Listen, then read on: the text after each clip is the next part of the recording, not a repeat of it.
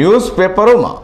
કોમલ beauty પાર્લરના નામે જાહેરાત આપી યુવતીઓ સાથે મિત્રતા કરાવવા અને ચેટિંગ તથા રૂબરૂ મુલાકાત કરવાથી 20 થી 30 હજાર રૂપિયા મળશે તેવી વાતો કરી લોકો પાસેથી રૂપિયા પડાવનાર મહિલા સહિત બેને સુરત સાયબર ક્રાઇમ સેલની ટીમે મહારાષ્ટ્રના પાલઘરથી ઝડપી પાડ્યા છે। સુરતમાં ઘણા સમયથી ન્યૂઝપેપરોમાં બ્યુટી પાર્લર અને ફ્રેન્ડશિપ ક્લબના નામે જાહેરાતો આપી યુવતીઓ તેમાં કોલેજ ગર્લ, હાઉસવાઇફ, મોડેલ સાથે એન્જોય કરવાની સાથે 20 થી 30 હજાર રૂપિયા કમાવાની વાતો કરી લોકોને વાતોમાં ભળવી તેઓ પાસેથી રૂપિયા પડાવવાનો ખેલ ખેલાઈ રહ્યો છે। જેમાં સુરતના યુવાને કોમલ બ્યુટી પાર્લરના કોલ કરતા સામેથી બાબુ તથા સોનિયા નામની યુવતીએ ફોન રિસીવ કરી તેઓની મીઠી મીઠી લોભામણી વાતો કરી વિશ્વાસમાં લઈ જઈ જુદા જુદા બેંક એકાઉન્ટમાં ગૂગલ પે તથા અન્ય એપ થકી 69,000થી વધુ પડાવી લીધા હતા। જે અંગે ફરિયાદ મળતા સુરત સાયબર ક્રાઇમની સેલ ટીમે તપાસ હાથ ધરી મહારાષ્ટ્રના પાલઘર ખાતેથી મૂળ બિહારના રામઆશિષ સિયારામ પાસવાન તથા મહારાષ્ટ્રના સુષ્મા રમેશ ચલુવૈયા શેટ્ટીને ઝડપી પાડ્યા છે। તેની પૂછપરછ કરતા આરોપી રામઆશિષ પાસવાન 2009થી આ પ્રકારનો ગુનો આચરતો હતો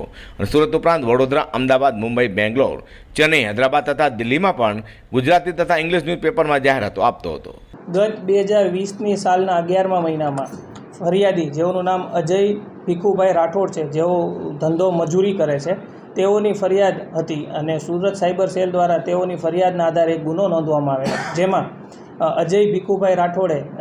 લોકલ સમાચાર પત્રમાં કોમલ બ્યુટી પાર્લર નામની એક એડવર્ટાઇઝ જોયેલી, જે એડવર્ટાઇઝમાં એવું કહેવામાં આવેલું કે મહિલાઓ અને યુવતીઓ સાથે મુલાકાત કરાવીને, ચેટિંગ કરાવીને અને મિત્રતા કેળવીને રોજના 20 થી 30 હજાર રૂપિયા કમાઈ શકો છો તેવી લોભામણી અને લલચામણી લાલચ આપીને ફરિયાદીના કુલ 69,410 રૂપિયાની ફ્રોડ થયેલું અને આજ દિન સુધી તેઓને તે પૈસા મળી આવેલ નથી। તે અનુસંધાને Surat police commissioner Shri Ajay Kumar Tomar sir, additional CP traffic and crime Sharad Singhal sir, DCP crime Rahul Patel sir તથા અમોની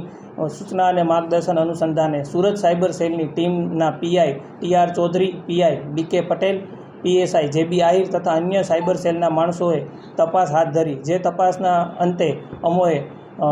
મહારાષ્ટ્રના વિરાર સ્થિત 2 વ્યક્તિઓની ધરપકડ કરવામાં આવેલી, જેમાં એક આરોપીનું નામ છે રામઆશિષ સિયારામ પાસવાન, જેઓની ઉંમર 39 છે અને ધંધો ઇન્ટિરિયર કોન્ટ્રાક્ટરનો છે, તથા અન્ય મહિલા જેઓનું નામ સુષ્મા શેટ્ટી છે, તેઓની ઉંમર 32 છે અને તેઓ રામઆશિષ પાસવાનને ત્યાં નોકરી કરે છે। તેઓની ધરપકડ કરીને આગળની તપાસ હાથ ધરેલી, જે તપાસમાં અમોને જાણવા મળ્યું કે કુલ 11 બેંક એકાઉન્ટની ડિટેલ જાણવા મળી, જેમાં અત્યાર સુધી કુલ 1,67,04,000 રૂપિયાનું ટ્રાન્ઝેક્શન થયેલું છે અને